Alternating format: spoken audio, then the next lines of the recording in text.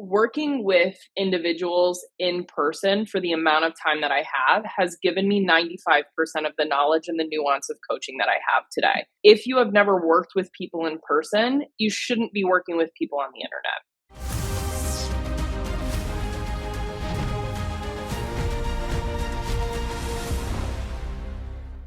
Jessica, welcome to the Strong Female Athlete podcast. Thank you so much for having me. I'm excited to be here.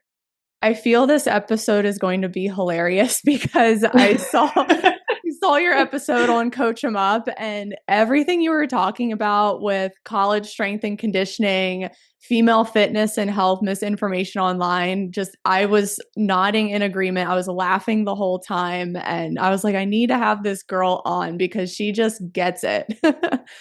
I love it. I love it. Hopefully we won't get as out of pocket as that episode, but definitely here to provide some opinions. Yeah. Well, when you were talking about your time in college strength and conditioning, I mean, you worked at the Division I level, some of like the highest level teams. I was having PTSD, so I only lasted in college S&C for like 3 months when I was in school for my master's. And I don't know how you did it for as long as you did, but I was miserable. Yeah, I think, and I say this lightly and jokingly, but I swear I think it's like this like Stockholm syndrome thing where you're like convincing yourself that you love it and you're just like talking yourself into it. And you're like, oh, these people are so fun to work with. I love it. And then you're like, oh my God, what did I just go through? Oh my gosh. Yeah. Stockholm syndrome, such an accurate way to put it. And I really hate to say that for anyone listening who wants to get into college training. Because I have a lot of teenage girls who are like, I want to be a strength coach. And I'm like, well, college or private sector? Because there's a big difference. College is not for everyone. But look, some people like it. Maybe. Yeah. Yeah. Yeah. I mean, I love like the job, right? Like, and what I was doing, just like the industry is tough. And I'm hoping, because I love when I was coaching in collegiate, there were, girls, women that were coming up through athletic programs that were like, I really want to be a strength coach. And like, I love hearing that because I didn't even know it was a career when I was, in high school and college.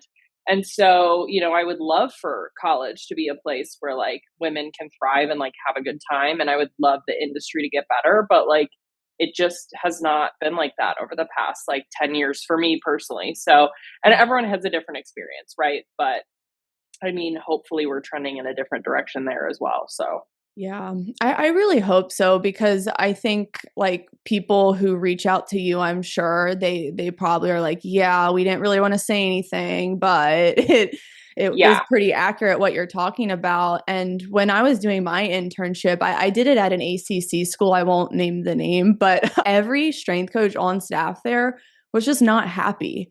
They just, like you said, they kind of pretended everything was cool. But I think what kept them going was they enjoyed the athletes. They connected with the kids. And I think a lot of strength coaches, that's why they keep going in this, because it is about the athletes and they just want to continue to serve them. Was that kind of your experience where the athletes made it better for you? Working with the athletes existed within like a vacuum and none of the other stuff mattered, like I would still be there, right? Like that was, the kind of highest highs you have with that relationally and performance wise and competition wise and team wise. Those will always outweigh, kind of the way that you're feeling in those lowest lows. But it just, it got to a point for me where it's like, that wasn't even the bulk of my job. At these bigger institutions, there's so much, it's very political. It's very contentious. There's like a lot of just like drama with the sport coaches and the admin. And, it became so much less about connecting with the athletes, which is why I got into this field in the first place. And so much more of just like playing this game to like keep your job or like go to the next school. And I was just like, this is not what I signed up for. So, do you want to tell the audience about where you started and what schools you had jobs at? Yeah, so I started I guess I would say like formal and collegiate. I had a little bit of private sector experience before this, but I started my formal collegiate kind of training when I was getting my master's at Michigan. I did the internship program there. As far as internships, I actually, had a pretty positive experience there. And then I graduated with my master's right before COVID hit, like December 2019 was when I got my master's. And so as I was kind of like in the job search, everything kind of shut down.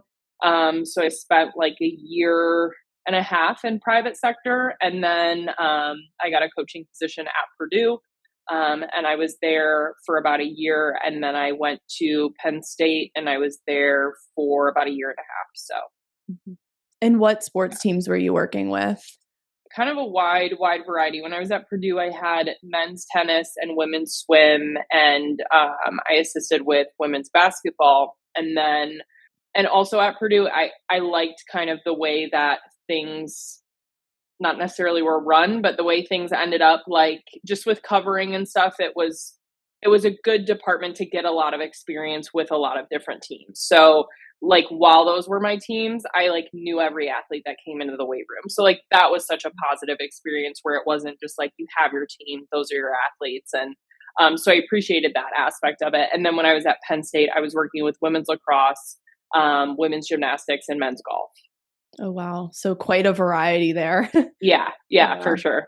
Yeah, that's awesome. Now, in terms of the female athlete teams, what can you just say about their strength and just their abilities in the weight room, on the field, on the court? Because a lot of female athletes and their parents listening, they're a little bit skeptical about lifting maybe, but they also want to play in college. So, what can you Yeah. say about the caliber of athlete at that level?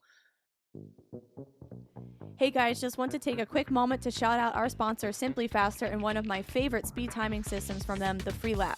I use it for my own sprint training as well as for my athletes, and they love it. It's super easy to set up, you can take it to the field on your own, and you can get accurate speed times to track your progress. Check the Freelap link in the caption below to start adding timing into your speed sessions. If you know me, you know I love my Freelap. If you're serious about speed, it's time to start timing. I mean, I will say too, from somebody who has been in all these perspectives, right? I was a female athlete growing up all the way, through high school and into college. And then, now on the other side of the coin as a strength coach, there is nothing that we love more, that a collegiate strength coach loves more than a female athlete coming in and being proficient in the weight room, right? I think in terms of a training perspective, that sets you light years ahead in terms of athletic development. We have so many really great athletes that come through, and you get them in the weight room, and like, and I'm not being, dramatic, and I'm not speaking negatively, but like they can't lunge, they can't squat, they can't support their body weight, they can't, hold a plank for a certain amount of time. They can't support, like they are, years away from being able to do a chin up or a pull up, right? And you get thinking in your head, and we know that, force development is a huge piece of athletics, and you're like, wow, this athlete already is playing a D1 sport at a Power 5 institution. How much better would this athlete be if they had invested in this for the last 2, 3, 4 years, right? Yeah. So there's definitely a difference. You can see the athletes that come in that are already athletes, and then there are athletes that come in that are really skilled at their sport and still have so far to go in terms of athletic development. Mhm. I'm glad you brought this up because I always tell my high school girls, if you want to get on your strength coach's good side on day one, you know how to deadlift. You can basically teach the rest of the team how to deadlift, and you don't want your strength coach annoyed with you. And we're just being honest here. Like as a strength coach, you don't want to be spending all this time with one freshman who can't hinge, and then you're ignoring the rest of the team in the weight room. Like it's a disaster. Yeah, and it puts you in a great position, but it also like puts your team in a great position. I mean, even though freshmen come in, like I said, especially at like these bigger institutions, like the freshmen come in so early now. Like I was not even anticipating it. And you get halfway through the summer and you have, 4, 6, 8 weeks with your freshman athletes. And, there are some times where you're just like, we can't even get anything done. We can't move on, right? Because there are some people that have been lifting for 3 years and, can put 135 pounds on a barbell and front squat it flawlessly. And then there are some people that can't, hinge with a PVC pipe. And so, you're you're doing a service to your team if you come in and you have that base level of knowledge. And it's like, it's like preparing for the job and having the qualifications for the job before you get there. Obviously, strength coaches are happy to teach you. But you're only hurting yourself and your potential by, refusing to kind of learn those skills before you go off to college. Now, in your own journey, what have been some benefits you've seen in strength training, not just in sports, but beyond sports? I think that, I grew up and we talk about like different builds for women, and I was always built like kind of athletic, right? When I was growing up in the early 2000s, like having muscle on your legs, like having a butt, like having broad shoulders, like that was not cute. You know what I mean? Like that, you were like fat, right? And so for me, strength training gave me a perspective and a confidence that I would not have had otherwise, right?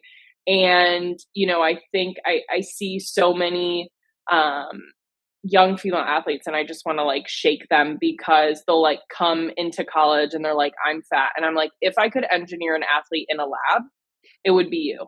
You know what I mean? I'm just like, you're an athlete. And like, that's something that I had never been able to embrace before I really started taking my training seriously.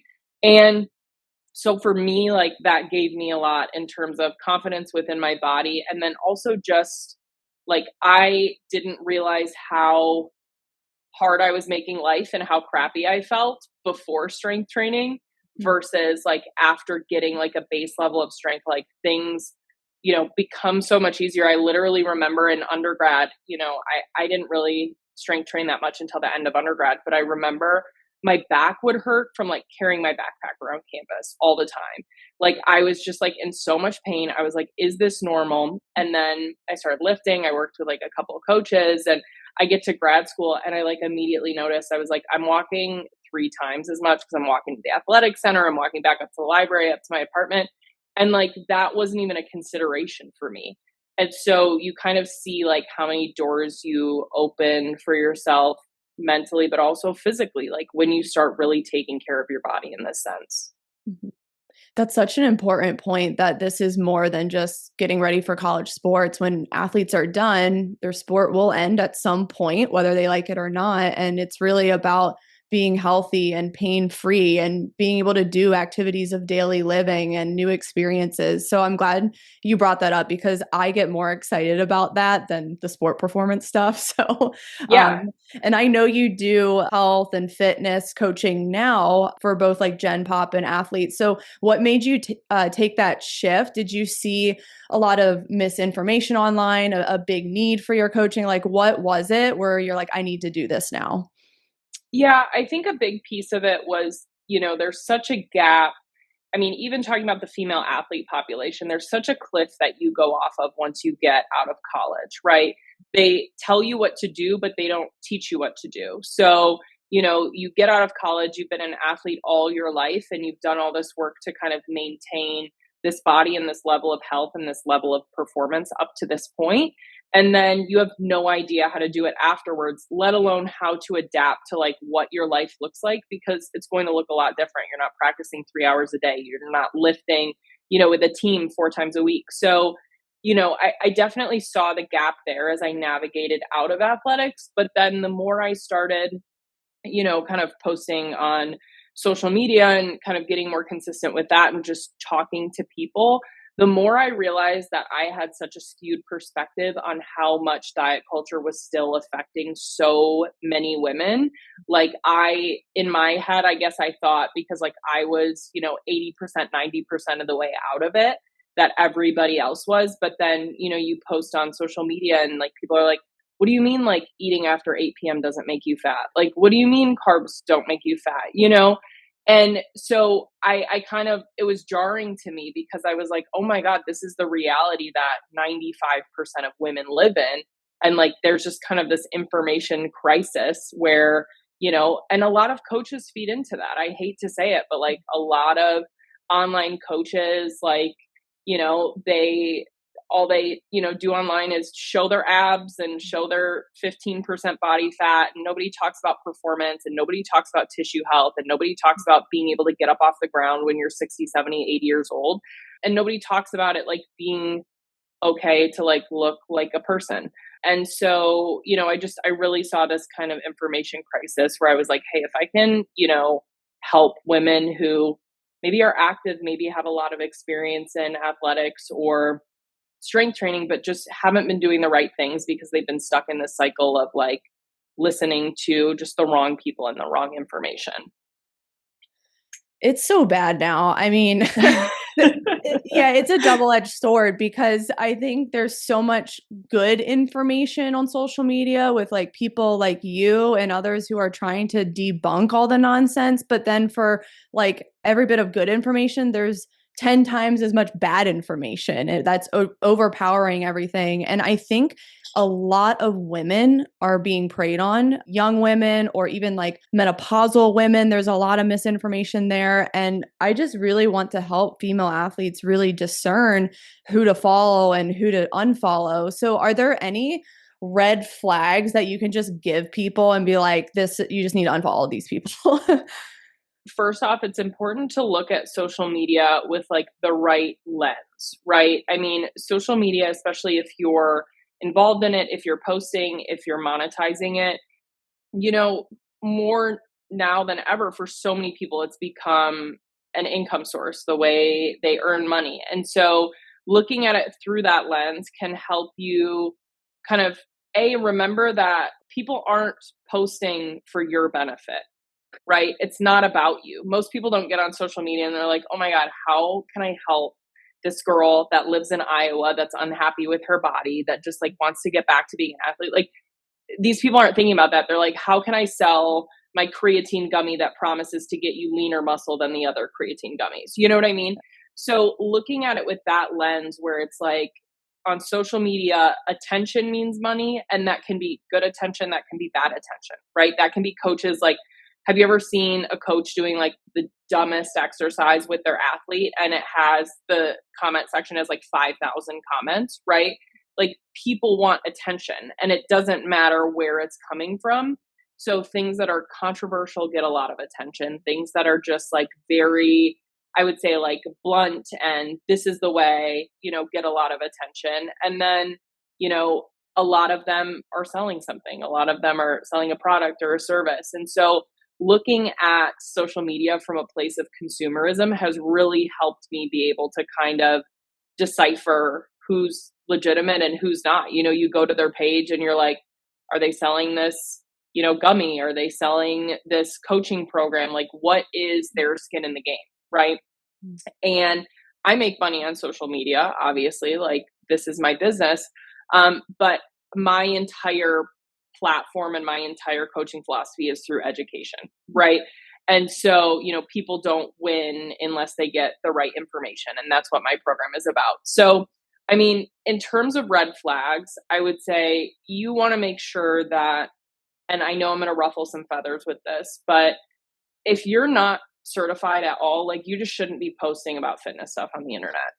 Amen. And like, I just like, I don't care. I don't care that you have abs. I don't care. Like, making yourself look a certain way, and we don't know what you went through to get there, but making yourself look a certain way does not give you jurisdiction to make choices about other people's bodies and how they should treat them. And so I have my certifications on my profile, and like sometimes people will be like, well, why do you do that? Like, why do you and I'm like, because I want people to know that like I have put time and effort and money and energy into getting accurate information that I can get out to other people, right? If people care so much about fitness and so much about spreading information, they can be certified, right?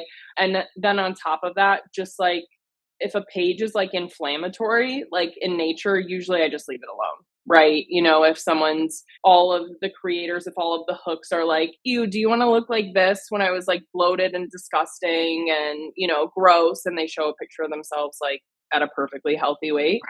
And you know what I mean? Like stuff like that, that's just like showy and theatrical. Like I just really stay away from it because I know that the end game here is a sale and not like caring about the consumer, right? I'm so glad you mentioned the certifications thing because there are a lot of people out there who are not certified, yet the followers eat up everything they're selling. And I think you're right. It really is about the aesthetics for a lot of people. They're like, well, I want to look like her, or I want to have abs, and I want to be able to eat brownies like she does every day on her story. And I'm like, well, she's probably taking one bite and throwing it away. Like, let's be real. Like, it's just Yeah. everything's smoke and mirrors. And I just think people really need to ask a lot of questions and do more digging. Yeah, and I think this is an important distinction that I wanna make, and like I said, again, I'm gonna ruffle some feathers. Working with individuals in person for the amount of time that I have has given me 95% of the knowledge and the nuance of coaching that I have today. If you have never worked with people in person, you shouldn't be working with people on the internet. I don't care that you think you know the best macros. I don't care that you think you have the best training plan. Like, you cannot adjust, you cannot properly inform, you don't have all of the context you need. Like, now when I have an online client and they're like, "Hey, I'm doing this single leg RDL and I'm feeling it here." In my mind, because I've coached, I don't know, 10,000 people through a single leg RDL in person, I probably know what's wrong.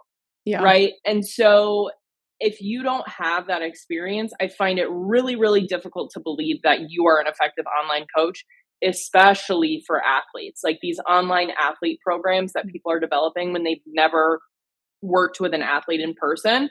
Because like, everything is good in theory, but like, we have all had that like middle school or high school athlete that just like moves like a worm, right? Yep. I would never give them a program over the internet. You know what I Yeah. mean? Like, there's so much nuance to it. And so I find that if coaches have like just been on the internet, it's tricky for me. And I know I'm kind of like digging myself a hole because there are a lot of coaches out there that do that, but it's like, it's just not for me. Like, I don't think it's right. So I agree with you, and I'm fine with this ruffling feathers because it needs to be called out. And I think it's not only big in like health and nutrition, but even in strength and conditioning. You have even just like first year strength coaches going online right away and becoming an online strength coach. And like you said, they don't have that experience and that body of work to understand different cues or regressions and progressions to all the exercises because they just haven't worked with a variety of athletes. So I'm glad you brought that up because it is rampant now. yeah, no, and I think about myself like 10 years ago, like when I was just getting into it. And I mean, we can all do this as strength coaches. Like, I have literally looked at a program from like my internship at Michigan and I'm like, ew, disgusting. Like, why did I write that? You know what I mean? Yeah. So we can do that with all of our stuff. But especially like when I didn't have the knowledge base of like working with as many people as I have in person, like, I can't imagine effectively creating and distributing a program to somebody. Um, so I just think that's so important. And like, on the other side of that coin, like, if you are a coach, like, you should be coaching in person. Like, at some point in your life and at some level, like, that is the art of being a coach. You know what I mean? And I love that it gives us the ability to do it online, but like, you need that experience to be effective. And you mentioned before we started recording that you are opening maybe a new facility or working in Yeah, person again. yeah, working on building out a studio. And that's just because like, I moved locations, I got out of Collegiate, and like, I've seen a lot of success with like online, but like I said, there is an art to coaching. There is a connection to coaching in person, and like, that's something I love about the profession. And so, kind of like reintroducing that, and like, maybe like we were talking about, I have such a soft spot for like middle school and high school athletes. Like, I think, they're such a fun group and there's such a big, I would say, such a like large impact that you can have on the trajectory of like a kid's athletic career, like intervening at that level. So yeah, I'm excited, for that. And hopefully, I mean, there's, I don't know, 100,000 hoops to jump through, but hopefully, things get going here soon with that. And so I'm really excited about it.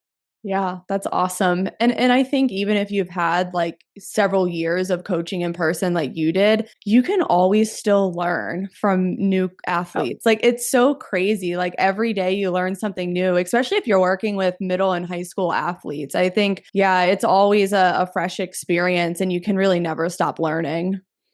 well, and also, learning from other coaches too. I've said this before on other podcasts, and I think it's the same in every industry. Like I've met a lot of coaches that intellectually it just like wasn't there, and like you couldn't talk theory with them, you couldn't talk shop with them. Like it just, you could tell they like created a program out of a template that they got in their internship, and like that was what they had going on.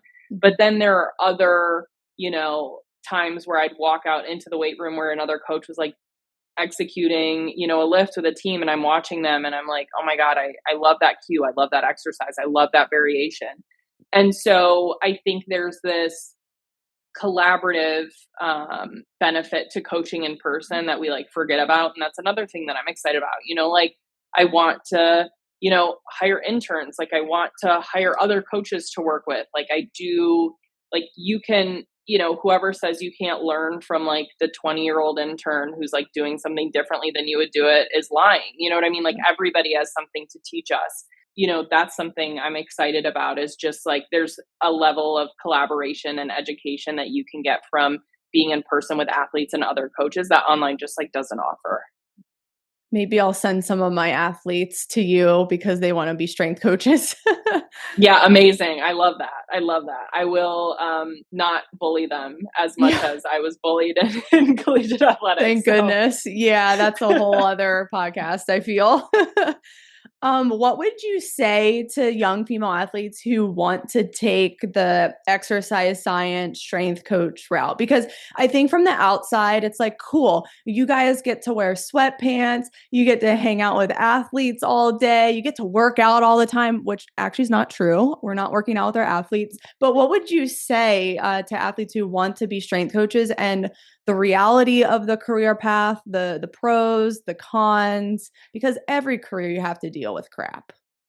Yeah, for sure. And I think when making any decision about like what you want to do career-wise, and obviously like we grow, we change, things happen, but you really have to take like honest inventory with yourself about, what's important to you, what bothers you, what you enjoy, and what you absolutely can't stand, right? So for me, I was in collegiate and it didn't bother me. Like working 70, 80 hours a week didn't bother me. Getting off of a plane, from Iowa at 3:30 in the morning and running a lift at 6, like it didn't bother me. Like that stuff didn't get to me and I was okay with that. But that's also the reality of the job. And I know a lot of people that are strength coaches that aren't okay with that, and they're struggling and they struggle to survive in that environment. Do you enjoy coaching and everything that comes with it, or do you just enjoy being in sweatpants and being on the sideline and being around athletes, right? Because that's such a small portion of, what we do. And just, I would encourage you to just like get as much experience and learn from as many different people as you can. Like college is such a great opportunity. Like all, athletic departments like need help, want interns. And, even if it's at your college and then the next semester you go to the college down the road, like getting as much experience as you can. And then also exploring the private sector, because I think people get in this one track mindset because they're exposed to college athletics and like they want to do it and it's the big leagues, and that's fine. But like I've never, made more money, had more freedom with my time than I do now. So if, I don't know, going to your friends' weddings or your friends' baby showers or your family events is important to you, like that's something that at a lot of colleges you can't do, And so it's like really be honest with yourself and take inventory of like, what are my values? How do I want to live my life? And for me, that's what it came down to at the end, is I was like, hey, morally, a lot of this doesn't align with my values. And then on top of that, like, I like traveling. I like seeing my friends. I like being able to afford living. And those things were just not possible within like what I was doing, Yeah.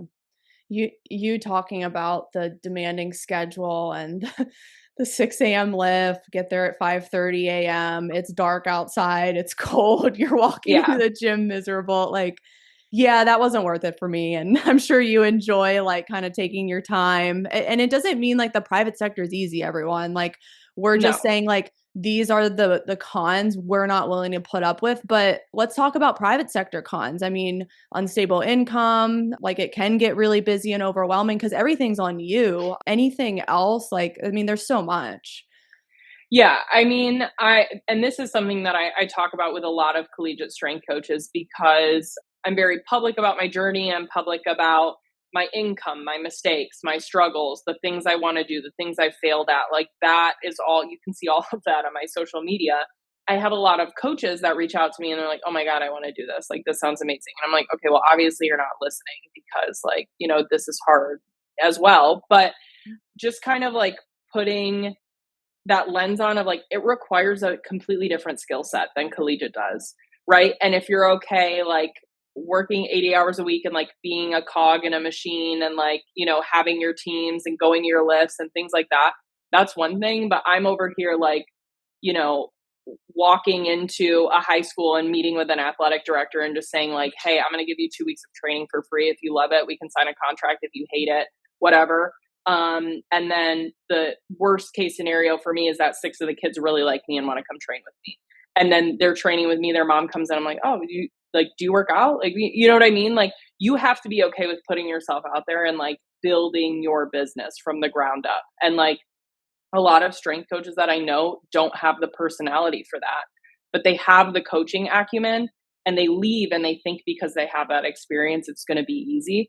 And like, it is like a grind and it's embarrassing a lot of, you know what I mean? Like, you have to get over that. Like, it's consistently putting yourself out there and, you know, building your business and talking about your business. So, you know, if coaching is something that you love just for the coaching piece, like, I don't know that you're going to love private sector, right? Because it's so entrepreneurial, it's so challenging from a different aspect. And like, I've always enjoyed that stuff and I've known that about myself. But like, I know some of the best coaches that I know would not have a good time doing this, right? So it's like we said with the, you know, women that are exploring strength and conditioning, it's important to just like be honest with yourself and take inventory of like what you're good at and what you're willing to do. And for me, like, there's no limit. Like, I'm not embarrassed by anything. I'm not, you know what I mean? Like, it doesn't matter to me. So like, I'll do anything I can do to make my business work. But like, you have to have that mindset.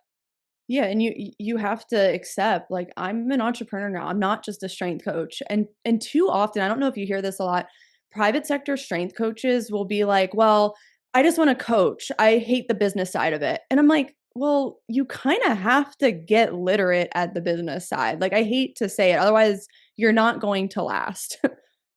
Well, and that's like the other side to it. You know what I mean? It's like, yeah, the income potential is there, but I'm solely responsible for every single dollar that I make. You know, I was talking to my boyfriend the other night and we always joke about like how much I'm working and how many different things I'm doing. And I was like, yeah, I think life would be like a lot easier if I wasn't like a podcast host and a podcast editor and a social media manager and a network marketer and an email list curator and a content curator and a coach and like and a network administrator and a website developer. You know what I mean? So it's like you think about these things and you're like, oh my God, I just want to like make a gym and like train people and it's going to be so good. And I'm like, well, that's 8 hours of your day. And then let's talk about the next 8 before you get to go to bed. You know what I mean? And so I will say that a lot of people that work their butts off in collegiate and don't mind it, like, this is also a good environment because like it's a grind. But I think people like look at like my Instagram and they're like, oh my God, Jess is like in Europe. And I'm like, yeah, I literally worked from my hotel in Paris and didn't go outside for 16 hours. So, you know, like it just, it's different than it seems. And it's just a different kind of hard, but it's as hard, you know? So. Yeah, it's so true. And people see like, you know, oh, she's traveling, living it up, but then they don't see you sending emails back at like midnight to clients in a different time zone. And I'm doing a virtual session at 1 a.m. in Lake Como. I'm like, I want to be at the bar. Right. You know, but like, so it's just, no, people don't get it. So, yep. And it's good. I think you mentioned your boyfriend. I think it's good to also, if for women or men getting into coaching, it's like you have to have a partner that gets the life, because too often I've seen the other person doesn't understand the coach life, like whether you're on the road all the time or you have to get on a call on a vacation. Like people, you just have to be with someone who gets it. Yeah, I mean, I lucked out in that sense. I mean, my boyfriend is busier than I am, and I'm the busiest person I know. And he like loves work and he's so into it. So I really lucked out with that, but it's so true. I mean, it's ruined some of my friendships, it's ruined some of my relationships, like just the profession that I've chose and the fact that like sometimes there is a non-negotiable, like I have to take this call, like I have to get this program uploaded, like I have to do this, I can't, do anything this weekend, like I have a deadline, that I have to meet for my business. And so having people around you, like not only, I mean, I think it's important, the kind of romantic partnership, but also like just like your friends and family, like building this business has weeded out people from my life that were there when I had like more free time and more like even when I was in collegiate, my schedule was a little more predictable, so to speak.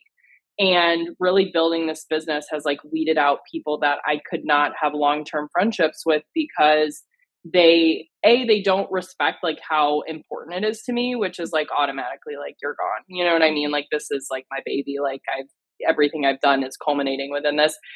To like just they don't get it because they go to work from 9 to 5 and they come home and they don't understand like how you could love what you do so much that you're building a website at 3 a.m. So it's definitely, it takes like a different type of person to surround yourself with for sure. Do you think there is such thing as work-life balance? Because I have this conversation often with my husband who also works in sports, and we're just like, nah, we don't think it really exists. Like it's more like integration, I feel. I was literally going to say that exact word. It's Yeah. integration, right? And it's also like you decide what you get out of work and you decide what you get out of life. You decide what you put in, right? And so, I know that work is important to me. Like I know that I want to put forth that effort, but I also know like enjoying myself is important to me and like I want to have the freedom to do that as well.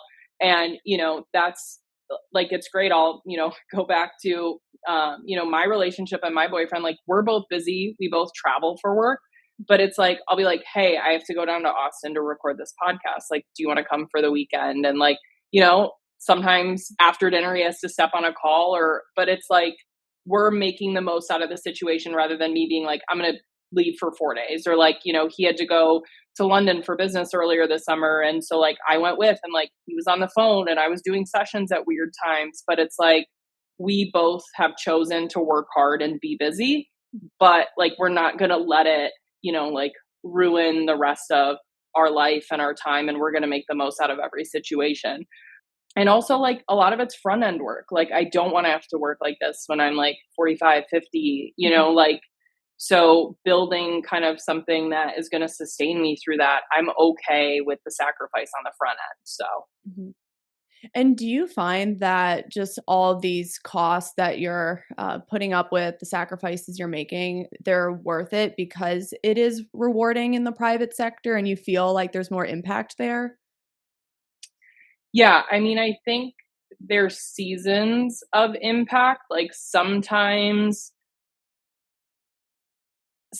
like I have like a really high income month and I'm like, thank God, this is awesome. This is great. Right. And like, that's what I needed that month. And then sometimes I have a low income month, but maybe I have like this small group of athletes that are coming in that I'm working with 4 times a week. And I'm like, God, those kids are so cool. Like they're so fun. And like, I can see like before my eyes, like they're actually getting better at what they're doing. And so it's because there's so many factors and so many facets to like this life and this business, there's seasons, right? And I think if you hold on to like one thing, you're going to be disappointed. So if I'm like, oh my God, I need to have an impact in my athletes' lives every single day, like I need to see that impact, or like I'm not going to be fulfilled, like that's going to be tough. That's a tough standard to uphold, right?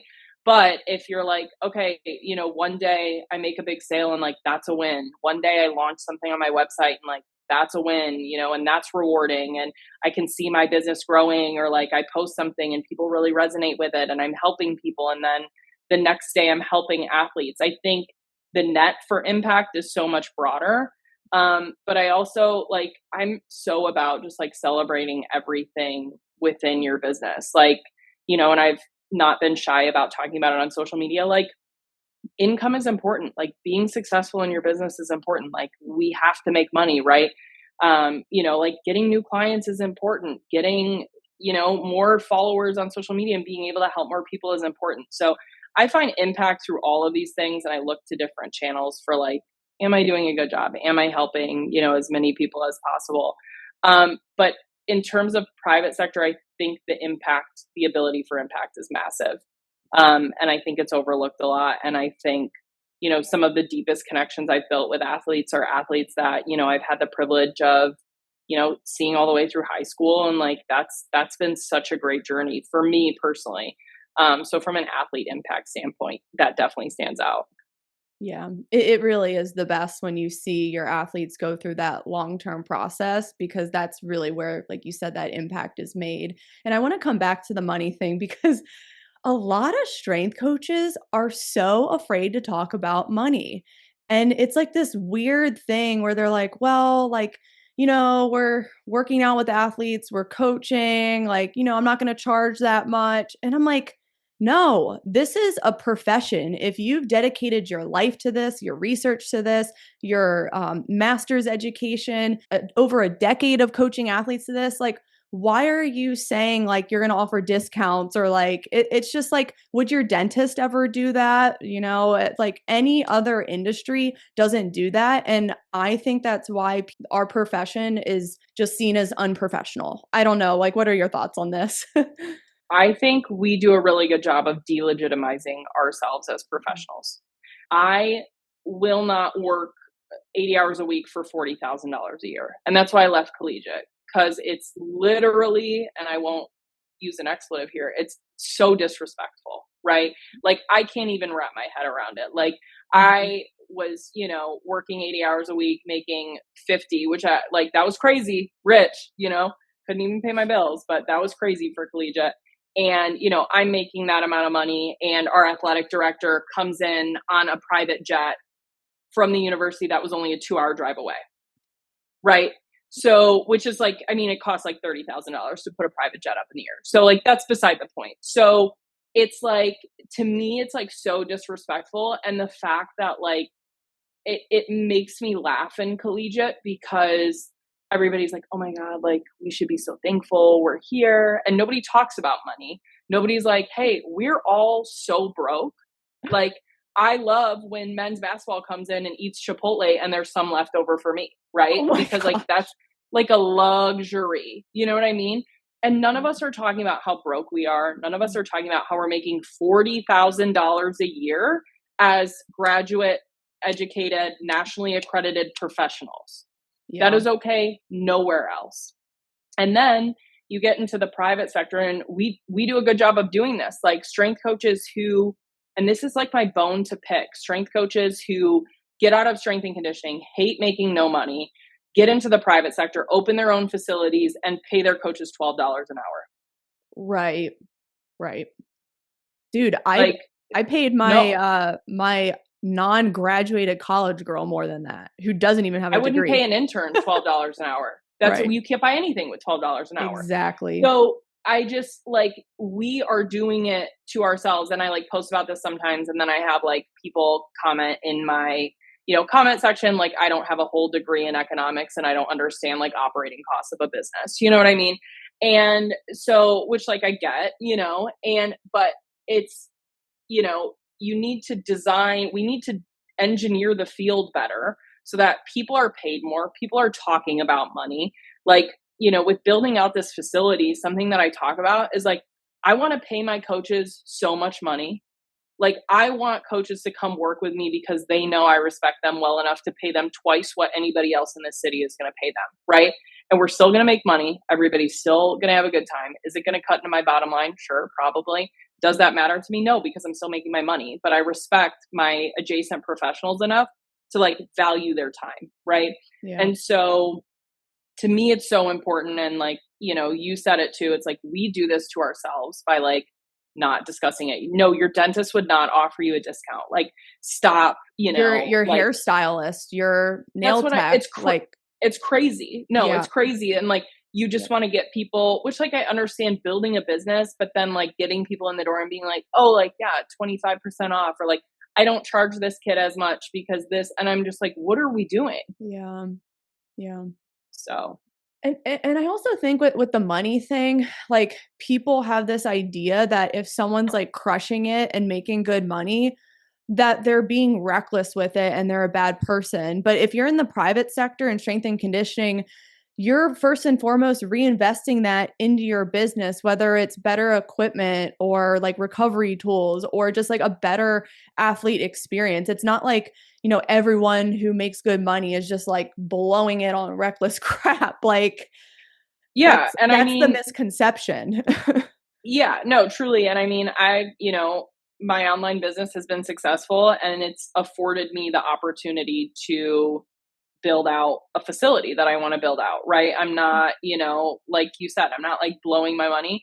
Mhm. And even if I am I don't know what it is about strength and conditioning, but like there's such this like holier than thou attitude. Like we're all supposed to be like struggling or something. Like I'm not a monk.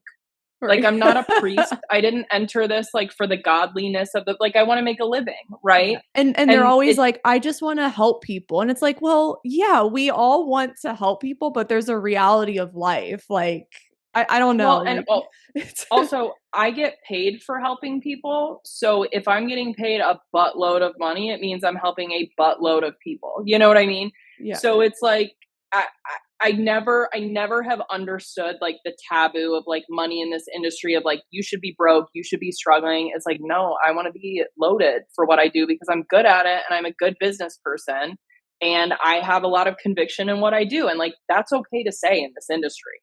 I agree. And the other thing is you're like not everyone has to work with you and pay whatever you charge. They can take your amazing content, listen to your podcast for free. So it's like you're also giving yourself away. You're giving your time away. And let me tell you, I edit my own podcast too. It takes hours. Like people don't Yeah. understand. It's like I'm literally working for free for the masses. So Yeah. no one talks Well, about and, that like, either. no, and like, you're building a like brand obviously, and like we're not going to pretend that like those things are not beneficial for us because they are, but at the same time it's like sometimes the days get really hard because it's like you're making a bunch of content, you're, doing stuff for your podcast, and like you'll have a couple week stretches where you're like, I didn't actually even see that much income, but I'm like continuously producing for free. Like, these things don't necessarily equate to clients. And like, I care about my community, I care about my brand. So like, I'm doing all of this stuff for free, right? It's not like you and I are not just like trading our hours for time anymore. I'm not getting paid for every hour I invest into my business. And, so like, I don't monetize my podcast. Like, I monetize social media in the sense that like, like brand deals or sponsorships or stuff. But other than that, like I don't, monetize my social media. So it's like a lot of the stuff that I do, I don't see instant economic impact from. And like I just continue to do it anyways. Like that's just part of what I'm doing. I agree. So I agree. And I think in private sector strength and conditioning, there's a lot of like training prices are kind of like all over the place. Like, especially in like higher volume facilities, you might be seeing like $20 to $25 a session, but then you have like maybe like a smaller studio and it's like maybe two times that. And I think like at the end of the day, people are paying for like the quality, the attention to detail, the coaching side of it. So like if something costs a little bit more, then just recognize you're probably getting better quality. and there's also, I think that people don't understand this as much. Like perceived value is a well proven economic principle, right? When something costs more, right, people assume that it is of higher quality. People assume that it is exclusive in some way. That's literally why designer brands exist and are successful, right? And so when you price your coaching low and you try and underprice your competitors, whether they say it out loud or not, people are automatically thinking, why is this so much cheaper than that? Like, what am I missing? You know what I mean? And like, I know that I have a higher price than like the guy that has no certifications. It's like getting minivans out of his trunk to like go work with like 50 football players at a time, right? I know that I probably charge triple what he charges, right? But it's a better experience. It's more impactful for you. If you want your kid to play with a mini band for an hour on the turf, like that's fine, but like we're going to have a different experience. You know what I mean? Yeah. And so I think people are so afraid of like, you know, pricing themselves out of the market that they force themselves to like struggle in an industry where like you don't have to. Like people, like especially personal training, like you go to a gym, people pay 130, 140, 150, 160 an hour to work with a personal trainer. And I'm talking about like a personal trainer that like sits on their phone and has an online certification. Yeah. You know what I mean? Mm-hmm. So I'm like, you are a professional, you're a strength and conditioning coach. Like you cannot do a one-on-one session with an athlete for $50. Like you have to price yourself accordingly. You know what I mean? And so I think, you know, working to kind of accelerate that will help a lot of people, and will like coaches don't need to be struggling. Yeah, I feel like gone are the days where trainers should be charging 50 an hour. Like that's like so 2010, maybe ever. Literally. Well, and it's just like, you know, you have to keep up with the market, and obviously like different areas are different. Like I'm in a city and like prices are inflated, which I think people don't think about because they're like, oh my God, you can charge that much because you're in a city. I'm like, okay, do you want to pay my rent? Like, do you want to pay my rent for my facility? Yeah. Like you do not. Right. Yeah. And so, you know, prices are inflated here, but also like, you know, I have the clientele that are going to pay those prices. And like, that's another thing too, is, you know, you get a different level of client, you get a different level of athlete and a different level of commitment with your pricing structure, right?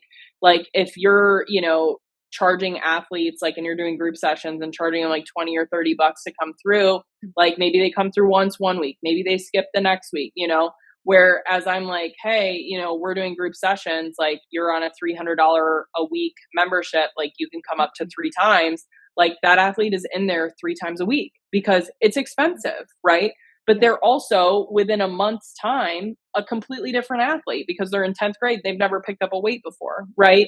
And so I don't think people understand that like they're limiting their earnings, but they're also limiting the quality of their service, limiting the impact that it has, and limiting the development of the athlete by just like pricing in this super like casual, like, oh, just like throw me a 20 on the way out. Like, it's like, we have to be past that. You know what I mean? Like, yeah, it's the pay as you go model, like the session by session. And I did that like 10 years ago and it was so bad. And it's not only is it like hindering the athlete and just there's no consistency there, but even for the coach to just keep track of the sessions, it's just so much extra work that it takes away from them actually coaching. I'm just a huge fan of like the membership, the automation, so that I can actually focus on doing my job, and the athlete, all they have to do, parent, drop the athlete off, come to as many as you want. And it's that simple for everyone. Yeah.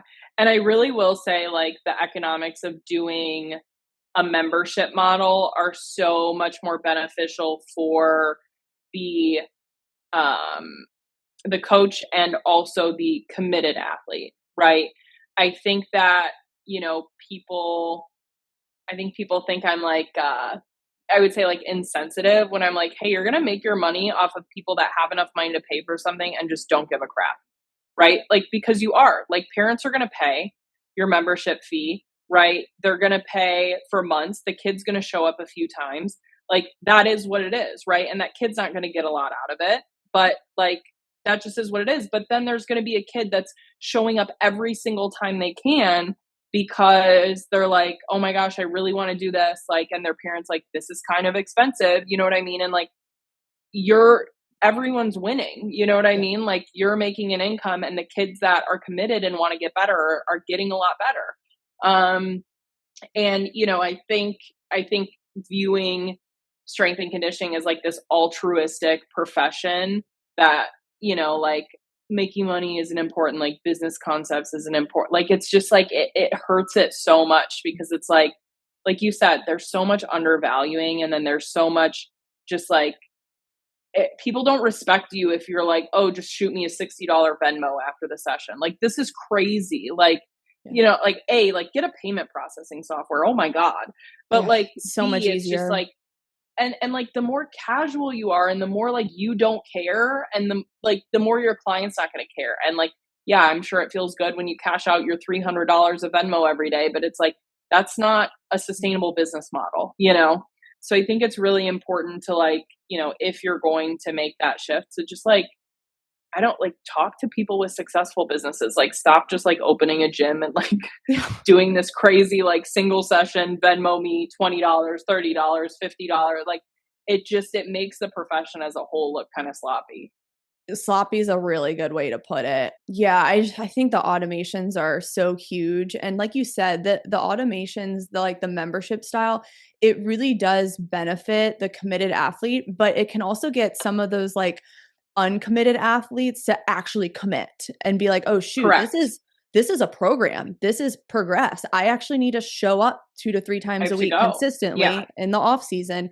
And I've had parents before like summer off season starts, they're like, we don't think we can make it to, 4 times a week, maybe once every other week." And I just tell them, "Don't do the program. You're going to waste your money. The kid's going to not get a lot out of it." And they just don't do it. So it also kind of weeds out people who like aren't just ready for it, which is fine. Like I'd rather have someone be all in.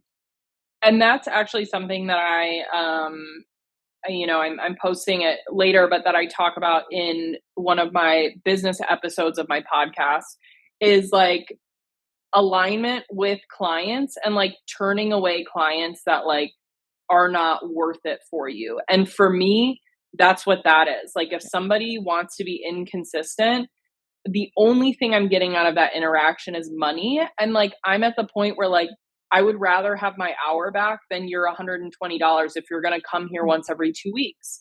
So, like getting to that point where you're like, my clients are a representation of my business, and like I don't have to accept everyone. And it's like I do coaching calls with people online, and like I will deny people because I'll have people that I'm like, you're not ready to do this. Like mentally, you're not ready. Like you don't have a good mindset about this. Like you just want to be skinny and lose 5 pounds. Like, you know what I mean? And I know we're not going to align. So I turn them away. And it's the same with athletes where it's like, if I'm going to see you twice a month, like I don't want to work with you. Yeah. And then you know what that does? Usually like rejection for people who have the money to pay for a service is the worst imaginable thing to them, because I've had people double down. Like if I'm like, I don't want to see you once every 2 weeks, they're like, oh, okay, like we'll do the weekly membership. And I'm like, so you were going to spend $240 with me and now you're going to spend $1,200 a month. Got it. You know what I mean? Because people want to like nobody wants to hear that a business doesn't want to take their money. Like nobody wants to feel that they're like not good enough to work with a coach. You know what I mean? So you actually like, you create more business for yourself and you create a better experience for the client. Like, I'm going to be so straight up with you that like seeing you one time a week and you not doing anything for the rest of the week, like we're both going to have a bad time.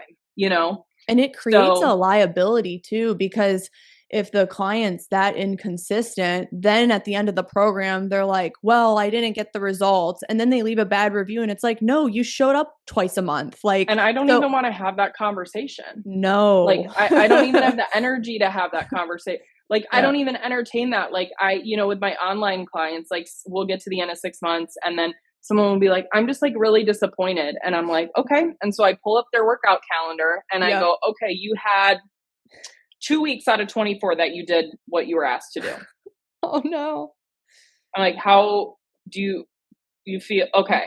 Yeah. So that's like kind of in alignment with where you are right now. Got it.